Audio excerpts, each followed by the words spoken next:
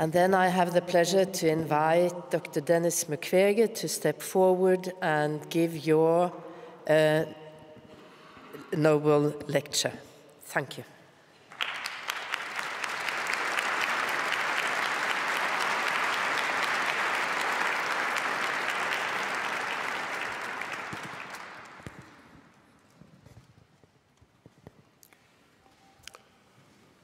Dans la nuit tragique du 6 octobre 1996, des rebelles ont attaqué notre hôpital à Lemera, en République démocratique du Congo. Plus de 30 personnes tuées, les patients abattus dans leurs lits, à bout portant, le personnel ne pouvant pas fuir, tué de sang-froid. Je ne pouvais pas imaginer que ce n'était que le début. Obligés de quitter Lemera, en 1999, nous avons créé l'hôpital de Panzi à Bukavu, où je travaille aujourd'hui comme gynécologue obstétricien. La première patiente admise était une victime de viol ayant reçu un coup de feu dans ses organes génitaux. La violence macabre ne connaissait aucune limite. Cette violence, malheureusement, ne s'est jamais arrêtée. Un jour comme les autres, l'hôpital a reçu un appel. Au bout du fil, un collègue en larmes implorait « S'il vous plaît, envoyez-nous rapidement une ambulance. S'il vous plaît, dépêchez-vous. » Ainsi, nous avons envoyé une ambulance, comme nous le faisons habituellement. 2 heures plus tard, l'ambulance est revenue. À l'intérieur, une petite fille de juste 18 mois. Elle saignait abondamment et a été immédiatement amenée en salle d'opération.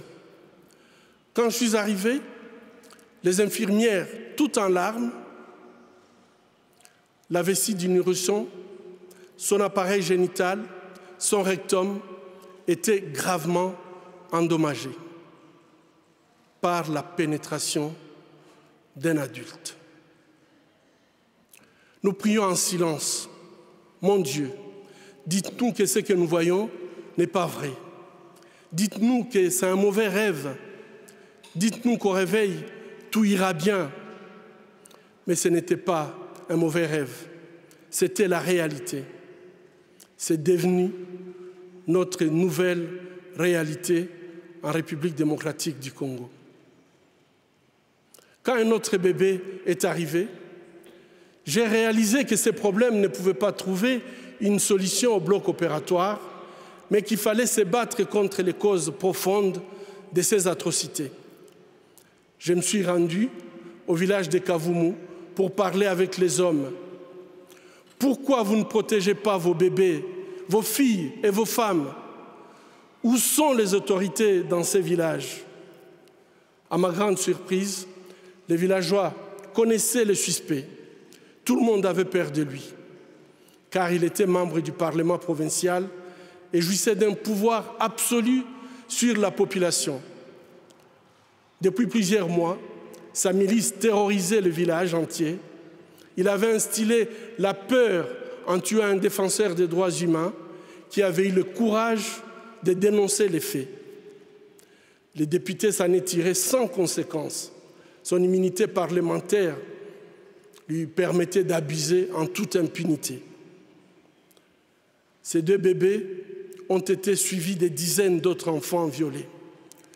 Lorsque la 48e victime est arrivée, nous étions désespérés. Avec d'autres défenseurs des droits humains, nous avons saisi un tribunal militaire. Finalement, ces viols ont été poursuivis et jugés comme crimes contre l'humanité.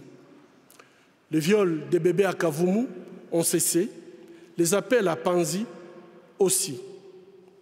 Mais l'avenir psychologique, sexuel et génésique de ces bébés est hypothéqué. Ce qui s'est passé à Kavumu et qui continue aujourd'hui dans de nombreux autres villages au Congo, tels que les viols et les massacres à Beni et au Kasaï, a été rendu possible par l'absence d'un état de droit, l'effondrement de valeurs traditionnelles et le règne de l'impunité, en particulier pour les personnes au pouvoir. Le viol, le massacre, la torture, l'insécurité diffuse, le manque d'éducation créent une spirale de violence sans précédent. Le bilan humain de ces chaos pervers et organisés a été des centaines de milliers de femmes violées, plus de 4 millions de personnes déplacées à l'intérieur du pays et la perte de 6 millions de vies humaines. Imaginez l'équivalent de toute la population de Danemark décimée. Les gardiens de la paix et les experts des Nations Unies n'ont pas été épargnés. Plusieurs ont trouvé la mort dans l'accomplissement de leur mandat. La mission des Nations Unies en République démocratique du Congo reste présente jusqu'à ces jours afin que la situation ne dégénère pas davantage. Nous leur sommes reconnaissants. Cependant, malgré leurs efforts, cette tragédie humaine se poursuit sans que tous les responsables ne soient poursuivis. Seule la lutte contre l'impunité peut briser la spirale de violence. Et nous avons tous le pouvoir de changer le cours de l'histoire lorsque les convictions pour lesquelles nous nous battons sont justes. Vos Majestés, Vos Altesses royales, Excellences, distingués membres du Comité Nobel, chère Madame Nadia Mourad, Mesdames et Messieurs, amis de la paix, c'est au nom du peuple congolais que j'accepte le prix Nobel de la paix. C'est à toutes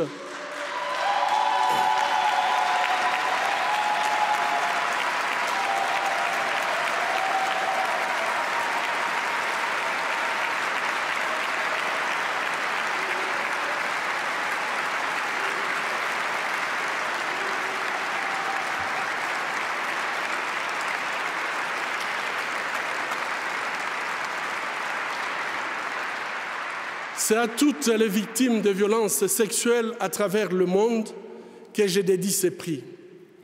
C'est avec humilité que je me présente à vous, portant haut la voix des victimes de violences sexuelles dans les conflits et les espoirs de mes compatriotes. Je saisis cette occasion pour remercier tous ceux qui, pendant ces années, ont soutenu notre combat. Je pense en particulier aux organisations et institutions des pays amis, à mes collègues, à ma famille et à ma chère épouse Madeleine.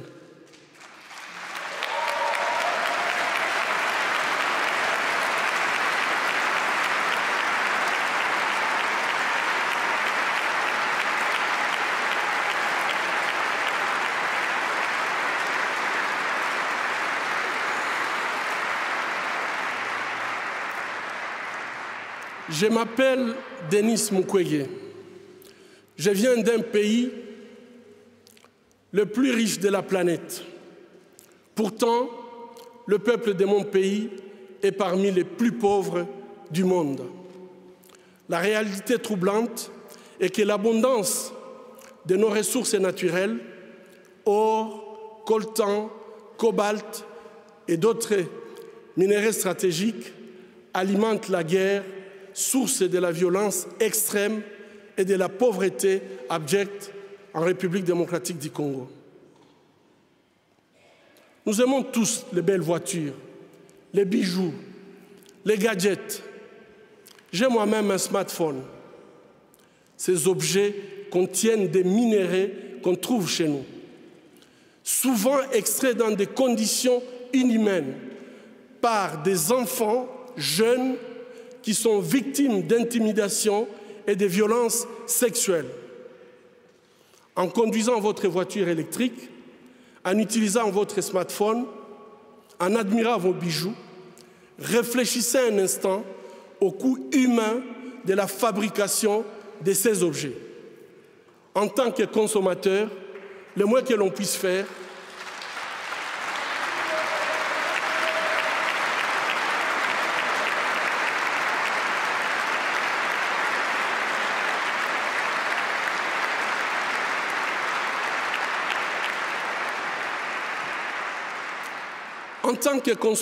le moins que l'on puisse faire est d'insister que ces produits soient fabriqués dans le respect de la dignité humaine.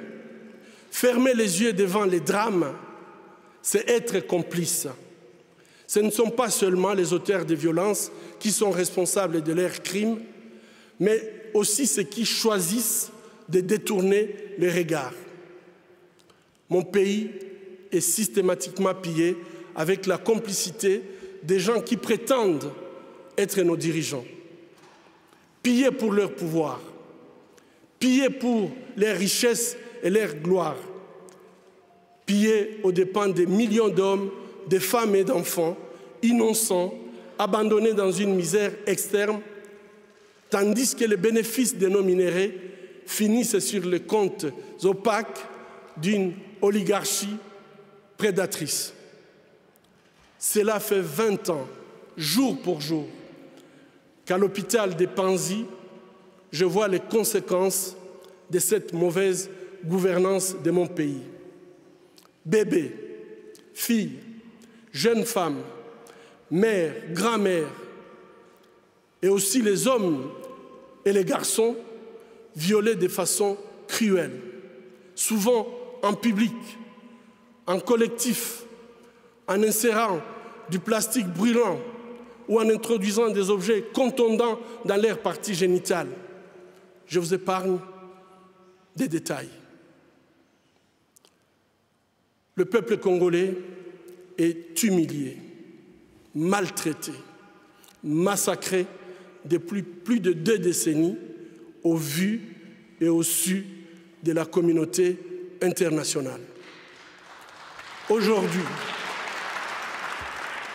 Aujourd'hui, grâce aux nouvelles technologies d'information et de la communication, plus personne ne peut dire « je ne savais pas ».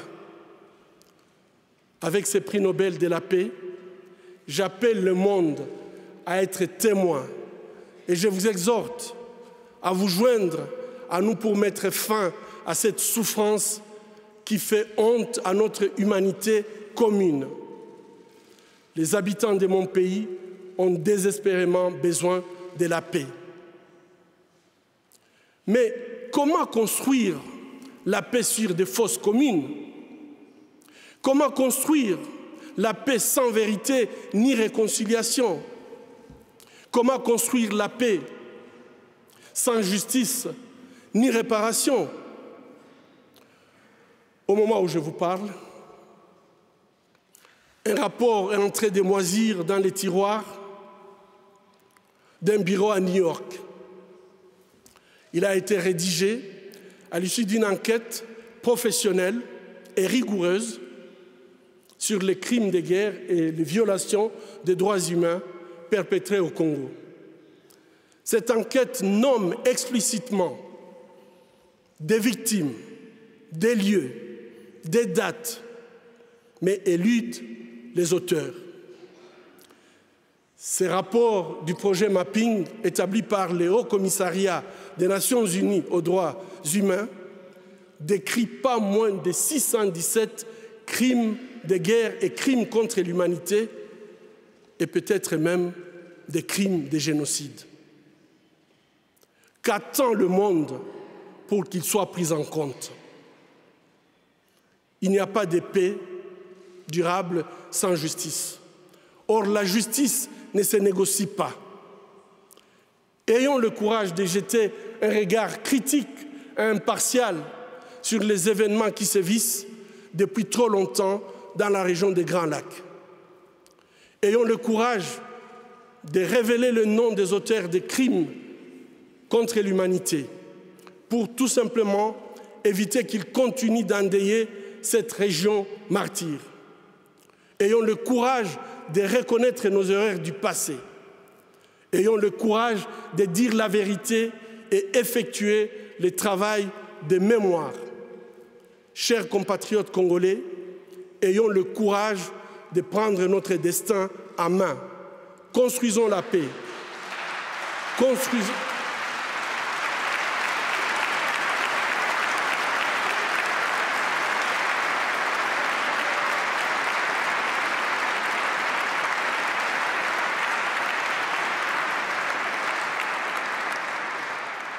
Construisons la paix, construisons l'avenir de notre pays. Ensemble, construisons un meilleur avenir pour l'Afrique. Personne ne le fera à notre place.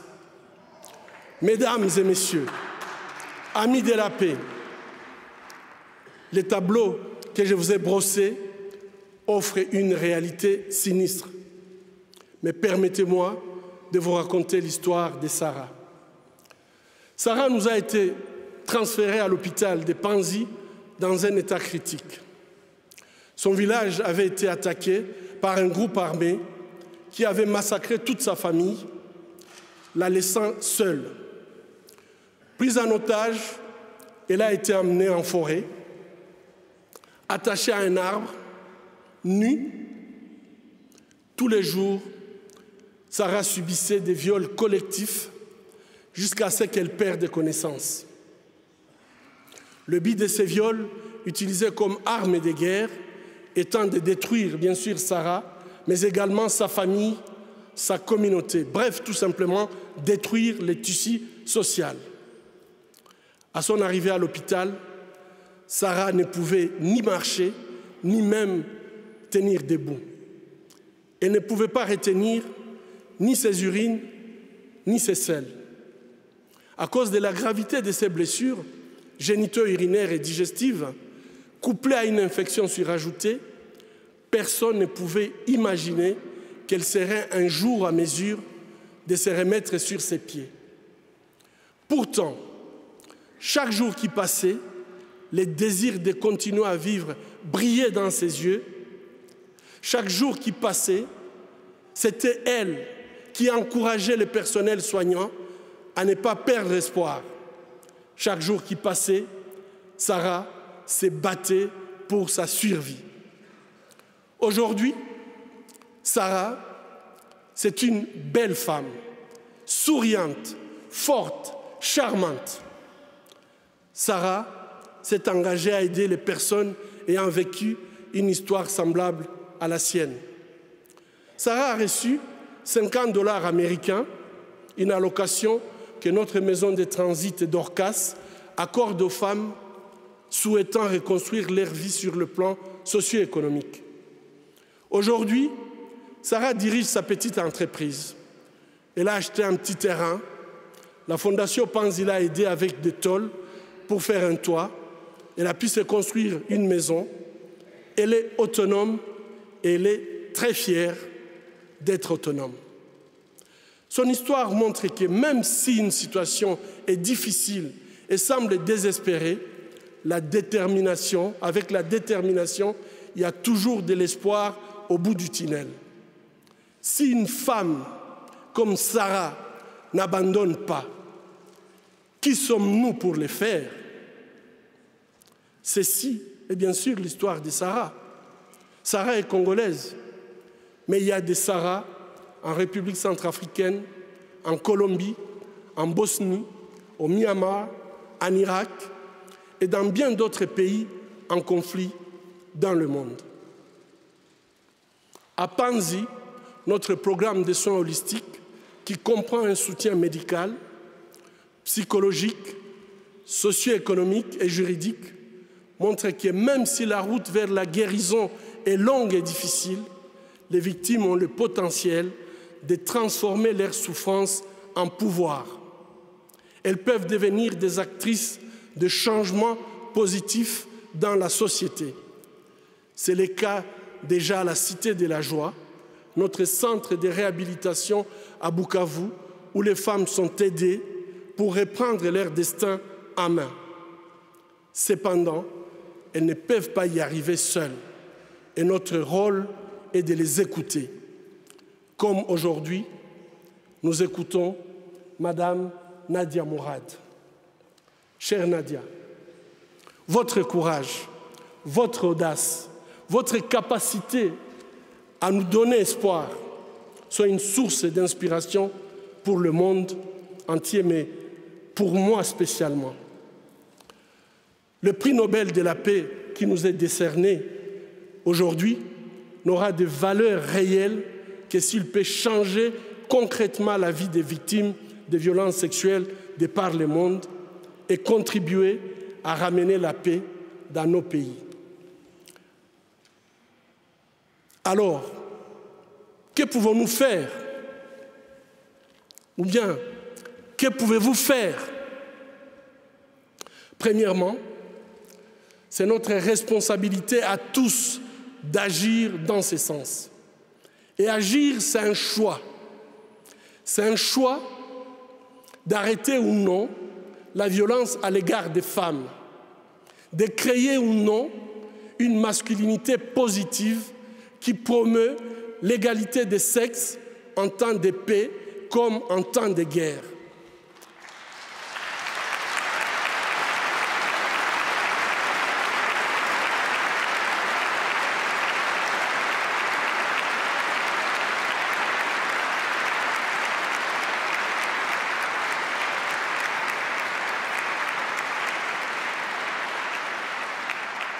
Agir, c'est un choix de soutenir ou non une femme, de la protéger ou non, de défendre ou non ses droits, de se battre ou non à ses côtés dans les pays ravagés par les conflits. Finalement, c'est un choix de construire ou non la paix dans les pays en conflit. Agir, c'est tout simplement refuser l'indifférence. S'il faut faire la guerre, c'est la guerre contre l'indifférence qui ronge nos sociétés aujourd'hui. Deuxièmement, nous sommes tous redevables vis-à-vis de ces femmes et de leurs proches, et nous devons tous nous approprier ces combats, y compris les États qui doivent cesser d'accueillir les dirigeants qui ont toléré, ou pire, utilisé la violence sexuelle pour accéder au pouvoir. Les États doivent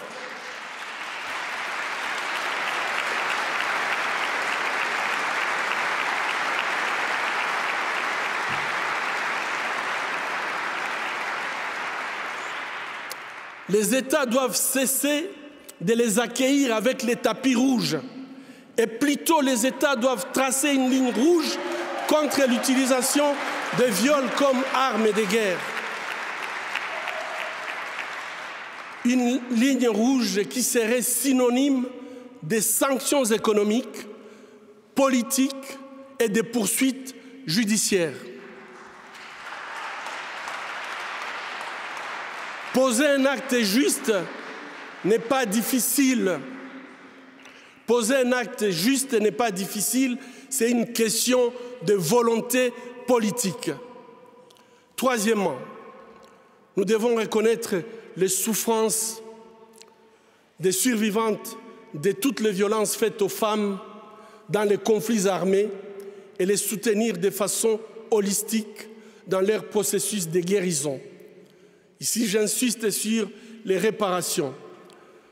C'est ces mesures qui leur donnent compensation et satisfaction et leur permettent de commencer une nouvelle vie. Ça, c'est un droit humain. J'appelle les États à soutenir l'initiative de la création d'un fonds mondial de réparation pour les victimes de violences sexuelles dans les conflits armés.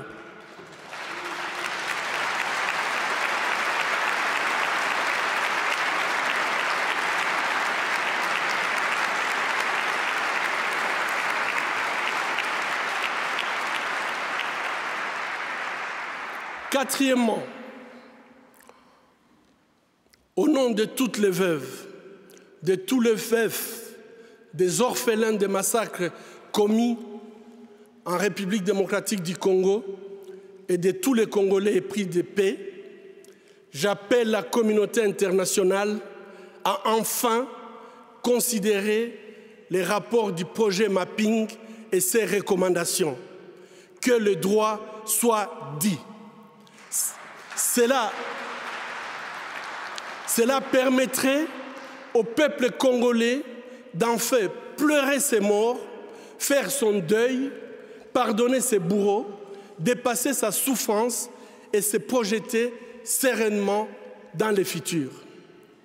Finalement, après 20 ans d'effusion de sang, de viols et de déplacements massifs de populations, le peuple congolais attend désespérément l'application de la responsabilité de protéger les populations civiles lorsque leur gouvernement ne peut pas ou ne veut pas le faire. Le peuple attend d'explorer les chemins d'une paix durable. Cette paix passe par les principes d'élections libres, transparentes, crédibles et apaisées.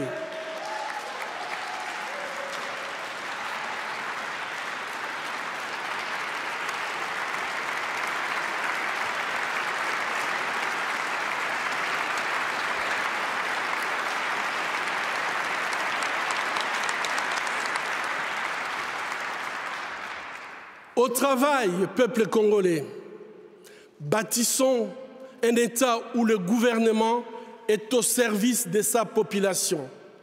Un État de droit, émergent, capable d'entraîner un développement durable et harmonieux, non seulement en République démocratique du Congo, mais dans toute l'Afrique. Bâtissons un État où toutes les actions politiques, économiques et sociales sont centrées sur l'être humain et où la dignité des citoyens est restaurée. Vos Majestés, distingués membres du Comité Nobel, Mesdames et Messieurs, amis de la paix, le défi est clair et il est à notre portée. Pour les Sahara, pour les femmes, les hommes et les enfants du Congo, je vous lance un appel urgent de ne pas seulement nous remettre le prix Nobel de la paix, mais de vous mettre debout et de dire ensemble et à haute voix, la violence en République démocratique du Congo, c'est assez, trop c'est trop, la paix maintenant. Je vous remercie.